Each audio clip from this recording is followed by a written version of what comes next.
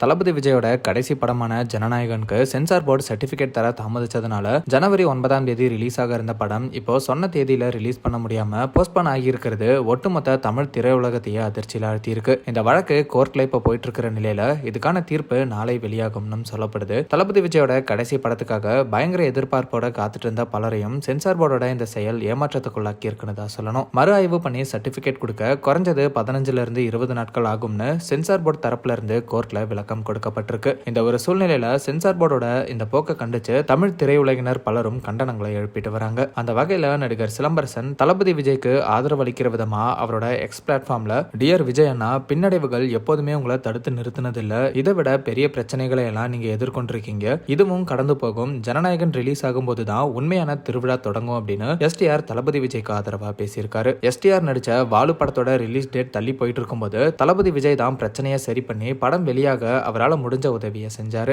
ஆனா அந்த நன்றியை மறக்காம எஸ்டிஆர் தளபதி விஜய்க்காக வாய்ஸ் அவுட் பண்ணியிருக்கிறது பலரோட பாராட்டுகளை பெற்றுட்டு வருது. எஸ்டிஆர் மட்டும் இல்லாம அனிருத், ரவி மோகன், அஜய் ஞானமுத்து, ரத்னகுமார், கார்த்திக் சுப்ராஜ், சாந்தனு, சிபி சத்யராஜ்னு இப்படி பலருமே விஜய்க்கு ஆதரவா பேசியிருக்காங்க. நாளைக்கு வெளியாக இருக்கிற தீர்ப்பை வச்சுதான் ஜனநாயகன் படத்தோட ரிலீஸ் டேட் முடிவு பண்ணப்படும். சோ வெயிட் பண்ணி பார்க்கலாம். சென்சார் போர்டு தமிழ் படங்களுக்கு மட்டும் ரொம்ப தாமதிச்சுதான் சர்டிபிகேட் தராங்க அப்படிங்கிற மாதிரி சோசியல் மீடியால பரவலா பேசப்படுறதையும் பார்க்க முடியுது. மேலும் இந்த பிரச்சனைக்கு சீக்கிரமே சரியான நடவடிக்கை எடுக்கணும், இல்லனா பல தமிழ் படங்கள் இந்த பிரச்சனையை சந்திக்கும் அப்படிங்கிறது தான் பலரோட கருத்தாகவும் இருக்கு. தளபதி விஜயோட ஜனநாயகன் படம் போஸ்ட்போன் ஆனதை பத்தி நீங்க என்ன நினைக்கிறீங்க அப்படிங்கறத கமெண்ட்ல சொல்லுங்க. அந்த மாதிரி சினிமா, சீரியல்ஸ் அண்ட் ட்ரெண்டிங்கான அப்டேட்ஸை பத்தி தெரிஞ்சுக்க நம்ம ட்ரெண்ட் டாக் சேனலை சப்ஸ்கிரைப் பண்ணுங்க.